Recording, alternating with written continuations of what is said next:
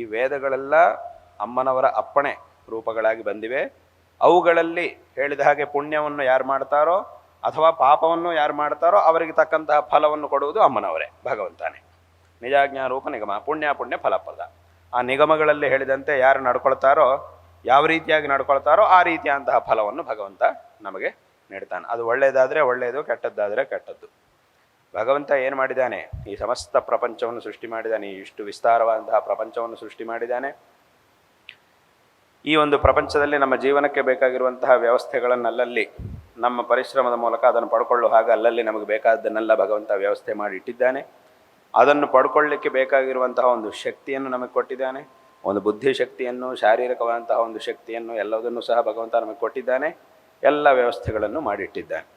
ಈಗ ನಮ್ಮ ಕರ್ತವ್ಯ ಏನು ಅಂತಂದರೆ, ಆ ವೇದಶಾಸ್ತ್ರಗಳಲ್ಲಿ ಹೇಳಿದಂತೆ ಜೀವನವನ್ನು ನಡೆಸುವುದು ಮತ್ತು ಭಗವಂತ ಏನು ಹೇಳಿದ್ದಾನೋ ಅದನ್ನು ಹಾಗೆ ಅನುಷ್ಠಾನ ಮಾಡುವುದು, ಆಚರಣೆ ಮಾಡುವುದು ಅನ್ನೋದು ನಮ್ಮೆಲ್ಲರ ಒಂದು ಕರ್ತವ್ಯವಾಗಿದೆ.